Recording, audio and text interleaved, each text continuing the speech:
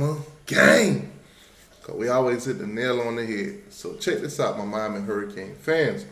Through the smoke, podcast, 247 Sports, Inside of You. It's here. The interview with Mario Cristobal. Now, this is basically my reaction to it, commentary and also fair use or whatever. So if 247 Sports or Through the Smoke has any issues with this, hit my email and we can talk about it. All right, so obviously they did the interview and we're going to react to it. I'm going to give a little feedback on what I think and this, that, and the third. I'll forward to where they're bringing on Mario right now. So let's get into it. Let's see what was said. Let's hopefully, it's some interesting, hopefully answer some of the questions for you guys. Also, guys, while you're here, hit the like button for me. Like, share, subscribe to the channel. Share the channel with a fan. Share the channel with a fan. You enjoy the content, maybe they will too. All right, let's get into it. Hey, is there a trend of these collegiate coaches in a little bit of a fallout from the grueling recruiting calendar and his thoughts on that? Here's our interview with head coach of the Miami Hurricanes, Mario Cristobal. We are now joined by the head coach of the Miami Hurricanes, Mario Cristobal. Coach, it's been a while. Good to see you again, brother. Hey, I want to know, do you still have the same routine? Is the Cuban coffee different in Miami? Did you get a workout in? And how many players and families did you text this morning? That's what I want to know. It's 11 o'clock Eastern time, so I know you're probably hovering around, what, 75? It's like the early evening by now for us, right? But the coffee is different. This is, we're closer to the motherland of the best coffee in the world. So all in all, the routine is the same. So it is certainly a high octane operation, and it's blessed to be around some awesome dudes. You were part of that, man. You were, you were ready to get me out. You were ready to calm me down and get me off the coffee. I tried, man. I tried, but that's a difficult task. Coach, it's been a busy offseason for you, and I just wanted to ask you straight off the bat. I mean, how do you balance two new coordinators, a couple new position hires, and then the vision for you building this team? And it's a talent acquisition business. We used to talk about it all the time, right? In terms of being able to stack this talent year in and year out, and that's the number one goal for you. But being able to balance that with hires and the amount of staffing turnover that had to take place this season. What's that been like for you going into year two at Miami? All right, so we got a good question here. The first question, I ain't gonna lie, the coffee thing, it's getting old, guys. But hey, let's continue. Well, I think, and obviously we had a chance to work together, so that you really want to be prepared every offseason for turnover, and on both your roster, the way the transfer portal works nowadays, and certainly with the college calendar is so busy that you're expecting some NFL departures too. The grass is a little bit greener sometimes now in the NFL due to the different calendar. So, but also in analyzing what we have to do, we had to make some changes philosophically as we continue to build our program to what we want it to be. And being able to get a guy like Lance Guidry to come and be our defensive coordinator, that's hard to do. So it's Lance Guidry. Got it. Mario just said it. So if Mario says Guidry, I'm going with Guidry, got it. Because a guy like that, you've seen him statistically, he's a top 5 guy in just about every important category as it relates to knocking people back, preventing people from scoring points, getting the ball back, forcing turnovers, negative plays. But even more so, it was important to get like connectors, high energy, high octane guys that there's no task too small. And, they gotta fit with your philosophy. And I believe strongly in that. He's been exceptional. And then on the flip side, a guy that, man, I came across like 12 years ago. I remember being at FIU where you got to conduct interviews on Walmart parking lots, man, because you can't make everybody go to the convention. You have enough funds to be able to set up people at hotels. So, and Shannon Dawson was a guy that I've watched over the years, and he had shown he could do it on the ground. I think he had one of the top 10 rushes of all time, and yet he was able to take in the air raid system and yet combine it with a downhill run game and produce top players, top performers, explosive plays, ungodly numbers, while at the same time understanding that there's times where there has to be balance, and sometimes you just got to do what you got to do to go score. So, and even more importantly, like Lance, high high octane elite human being, man. So we've been blessed. There's some more guys. You've probably seen a couple of the hires that we've had recently, and we're lucky being at Miami. People want to be here, and I feel really strongly that we've got the right ones. Mario, I mean, you kind of touched on this with Lance and Shannon. Anything that really stood out in this interview process with them, and I guess with Shannon, balanced offense, but he does like to throw it around. We saw what he did with Clayton Tune. You got a pretty good quarterback there in Tyler Van Dyke. So, what do you think he could do maybe for TVD? Yeah, it fits where we are roster-wise. It really does. What stood out with him was juice, knowledge, personality. He's going to be able to connect with everybody here what he has. He's got these guys practicing and performing at a high level as we head into spring ball. And it's because he inspires and motivates belief in the system. He's done it with guys similar to what we've had, and now we've fortified this offensive line where we look very different up front right now. I think you got to start including Jakari Brown in these conversations, because it's not this guy just don't fit Tyler Van Dyke. He fit Jakari Brown too. So I'm just saying, continue. This was a massive overhaul of the trenches as well as a tight end spot to be able to do better than seeing the D gaps, along with a guy that has slung it around really, really well. So it's a great combination. I'd love for you guys to talk to Tyler Van Dyke so he could fill you in himself on how excited he is. And he looks very different, and we just want to keep our mouth shut and work and not get in all the other stuff. But the excitement is high for the right reasons. Coach, I want to talk about this 2023 signing class ranked in the top 10, finished number 7.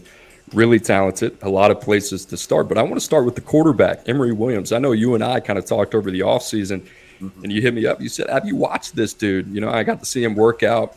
And I know as you went through the process, you start to kind of really admire him more and more. He's on campus right now. Can you talk a little bit about the evaluation process with Emory Williams and the conviction for you guys to pull the trigger? And obviously there's a lot of confidence in you and Emory Williams and his future in the program. No, without a doubt, and I appreciate, your feedback on him. I know you had a chance to watch him. What stuck out about him is that, when you looked at him completion percentage-wise, it was solid. But then you jump on the tape and you realize, whoa, this guy's he's slinging it around really, really good. He understands protections. He's going to the right place with the ball. He's making good decisions.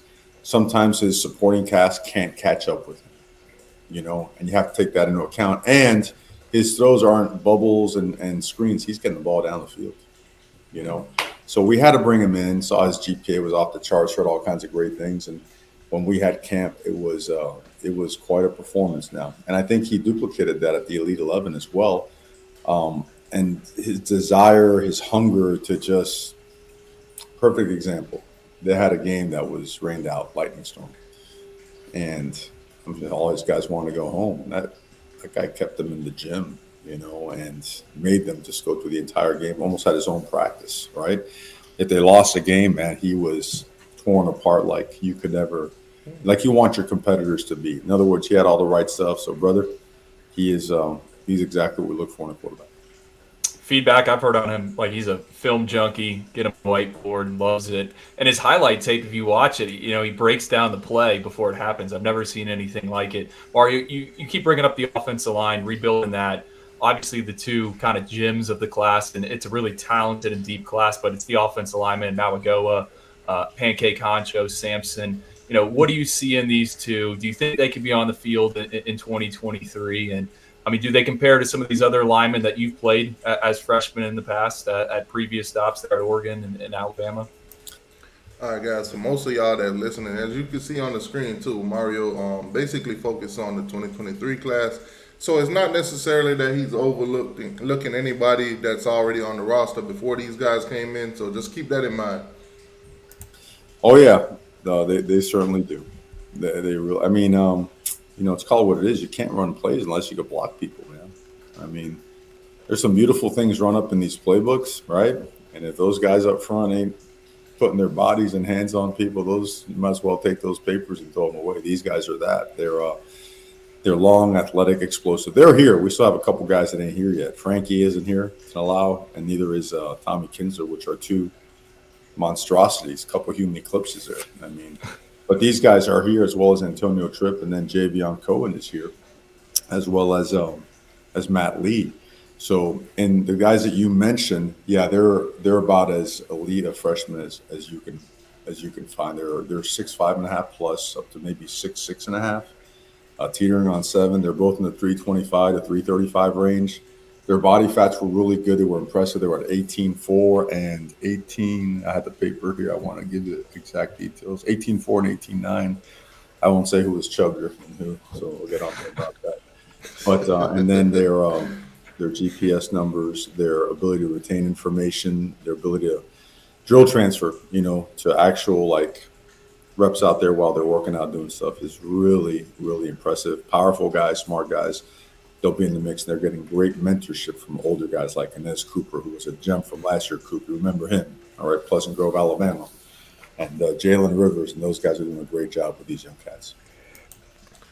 Now, what he didn't say was, the controversial thing that Deion Sanders said, which one of these guys coming from single parent homes let's just get back to it. Coach, I want to follow up on Francis Mauigoa, because Andrew and I have kind of talked about this a little bit. And, he comes over to IMG and he kind of gets this raw label early as like a sophomore. And then I see him last year at the Future 50, same with Andrew and the rest of our staff. And I'm like, this guy's not raw. He's a technician. He's got great feet, super sound, really good body quickness. He's a nasty dude. He was probably the best player there at the Future 50. And similar to a guy you used to coach who got drafted in the top 10 of the NFL draft, in Penei Sewell. He's not bad. A lot of people thought that guy would potentially be a right tackle, right? After seeing Mauigoa in person, I was like, okay, I don't really have any questions about him being able to play the left side. When you think about those two guys, like when you watch Francis Mauigoa, do you see some shades of Penei Sewell, and kind of compare and contrast where he is in his development in terms of where Penei was? Because Penei, as we all know, was elite day one at Oregon.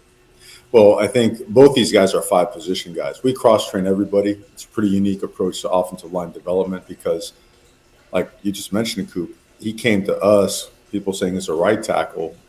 Day 2 in practice, we call his dad, look, we need him to try left, whether he's comfortable or not. And he never looked back. But when the Lions pick him, they tap him on the shoulder and say, you got to move back to right tackle. So Coach Mirabal does a great job, cross-train those guys. How do they compare? They're as high end as it gets for a lot of different reasons, mostly because of the mentality. But the funniest part about Francis, you're going to get a kick out of this. So he comes and sees us at Oregon, right? Penei's there, Penei's family's there, and he's a 3 technique. That's what he was. He was a 3 technique. And in the middle of a photo shoot, he says, Coach, come here. And he goes, I want to show you something. And he gets in a left tackle stance, And I can see the defensive coach's heart just dropping to the ground, and I'm just double fist. Let's go, He wanted to be an offensive lineman. But it goes to show you, if you have offensive linemen that can be elite defensive linemen, you're probably setting yourself up for a really bright future in the trenches. But you mentioned all the things: balance, body control, power, ability to redirect, and some that you probably never see on the checklist for criteria, critical factors in assessing offensive linemen is recoverability. These guys can get in really bad body positions, awkward positions due to a false step, being laid off the ball, and they could get a foot in the ground, a hand on the cover. It's pretty amazing. But yeah, they remind me of those elite guys when they were in. Not the first time you flipped a defensive lineman to the offensive side of the ball, but Coach, it won't be the last either. Hey, Ruben Bain, I want to talk a little bit about him. Know you love this kid. When you turn on the tape, it's like excellent first step, plays with a violence, plays fast, but he plays under control, and he's got an elite motor. I think we thought best in the country. There was maybe one other guy, Peter Woods, that I'm sure you're familiar with. But we love this kid, and for you guys, I think this is a dude that is, now that he's on campus, you would be able to tell us this. but he seems like he's ready to contribute pretty early on. Is that the right assessment there? Are we in the neighborhood? Yeah, I agree with you 100%. He's about 270 pounds right now, and the motor is what really stuck out right away because he always gives me flack, man, because he beat my high school, Columbus, and he was the one that had a sack on the final drive. So I got to live with that. Wesley Passaic lets me know about that too. But Ruben is relentless defines him. Like, this guy is really technically advanced, and he is naturally powerful. The drills you do early on, right, in these stations, this winter conditioning program, is how hard and how powerful he could come out of their hips and land on those mats. I mean, this guy's he's like a rocket ship. Explosive power and very, very heavy-handed, light-footed, transition really well. I mean, from when he gets blocked in the run game and play action transition to his pass move stuff, he's really impressive. Coach, and Nathaniel. I think what you guys are seeing too on Twitter, a lot of the guys are putting out the photos, strength and conditioning so far. I think most of the guys that's not on campus, hopefully they've been getting some sort of level of training, man, because these guys that are on campus right now, they're looking great. Neil Joseph, he's also enrolled, right? He's already on campus.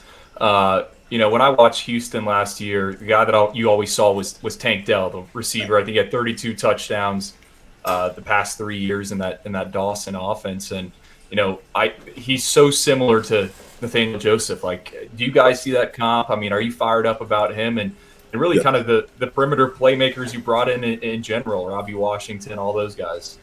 Without a doubt, Ray resembles guys like Tank. Tank's an elite guy now. I mean, his lateral quickness and ability to redirect is off the charts. But we felt Robbie and Ray and Robbie, I mean, we felt they were the best in the country at playing slot, and they have versatility. They play outside as well. So we thought that we had hit a home run with them. And then, this kind of goes back to the first question about the offensive coordinator hire, is if you have an exciting offense at the University of Miami, wow, things change in a hurry, right?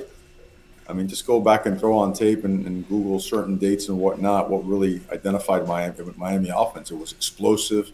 It was powerful in the running game, but stretched the field and made big plays in the passing game. And we brought in a coordinator and identified some players that could make that happen. So we expect really, really strong results this spring that are going to carry us over into the fall, into the summer, I should say, first and the fall, that are going to allow us to really, I would say, just show the type of offense and team that we can be. Those guys you mentioned, those guys are a big part of it. Those guys take a hitch, and instead of 2nd and 7 and 2nd and 5, it's, call on the PAT team, right? And then kick the ball off. So, and that's Miami's football has been defined by that for a long, long time. The Santana Mosses and Reggie Waynes and Andre Johnsons. And I got to mention Kevin Beard now that we hired him. You know what I mean? He's not as fast as those guys are. Well, on Kevin Beard, you also got Tim Harris Jr. there. Both those guys have ties to South Florida. How fired up are you to have them on staff? And obviously, you guys recruit well in the backyard. But anytime I talk to anyone down here, Tim's name comes up as a guy. So, what do you think he's going to do for you guys, and from a recruiting standpoint, and running backs? These are self-made guys that have independently, aside from their connections and being associated with the University of Miami, they have independently groomed and worked themselves into being great coaches. Yeah, I heard that.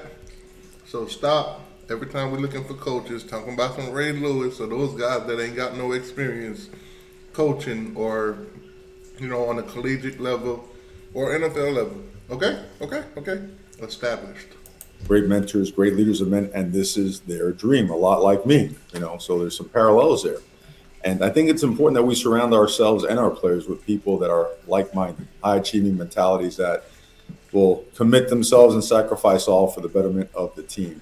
Yeah, these guys are real ones, man, and I kind of like it when you look out there and you're practicing, you're having workouts, and your coaches run as fast as some of your players. It's important to bring that energy every single day. Coop used to do that out there at Oregon, man. He used to fly right by some of the slow workouts in practice, There is no way that is accurate. I've never left my office, man. You have me chained up in there. No, absolutely not.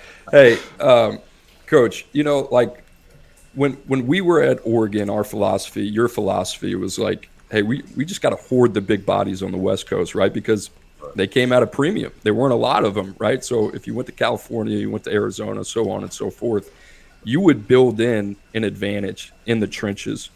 When you assemble this roster over the next couple of years, is there a thought or two, or maybe a philosophy in mind that you say, okay, not only is this is how we're going to get back on top of the ACC, but this is how we're going to bring Miami back to a national championship standard? How do you want to build this roster to compete for the long haul?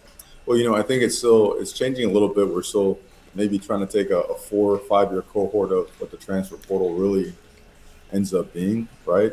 But I still believe in high school recruiting. I do. And I think the bulk of your team has to be made up of guys that you have brought in and who You heard that, Mike Norvell? Continue. you've had in your system, because it's still a developmental sport. And if you have a good coach and develop them well enough, you would hope that, that they're willing to see it through, because of they're on track to do some great things. So I do think the transfer portal, I think the numbers that we've been hitting it's good for us, right? Between 7 and 12 guys, because typically you will have, I don't know, anywhere between those numbers of areas where you've had an injury, or you lack experience, or you need an impact player, and guys in the portal, you want to go get one if he can immediately make an impact, just like a junior college player, right? You don't go and recruit a junior college player unless he can right away be an impactful guy and compete for a starting spot. So I don't think it's changed much, Coop. I think, I think we stick by those principles. You prepare for 2 windows. You prepare for a transfer portal window in the winter, and then you also look at your roster and you keep assessing throughout the spring. How does this system fit our players? What else do we need to get? We expect to maybe lose some here and gain some here, and then we've suffered these couple of injuries, so we've got to have an open mind and be ready for another 8 to 12 players to come on in. Coach, when you look at year one in Miami, and what I would ask you is, like, you take a step back. You're kind of in the middle of the offseason. I know you've been busy, right? Last time I talked to you, you're trying to continue to rebuild the staff and put it together, and recruiting's 24/7 and it never sleeps. Mm-hmm. Lessons learned for you from year 1 to year 2 that you feel like are a big point of emphasis for your. Oh, this is gonna be interesting. Now this is a good question. This is what I want to hear. Program kind of going forward into year 2.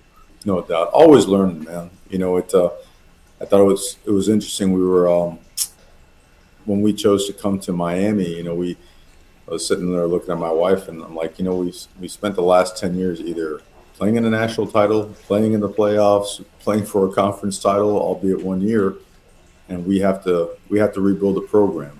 We saw the place where I played, my favorite place in the entire world, go through its worst stretch of draft picks, and arguably its worst stretch of recruiting and culture.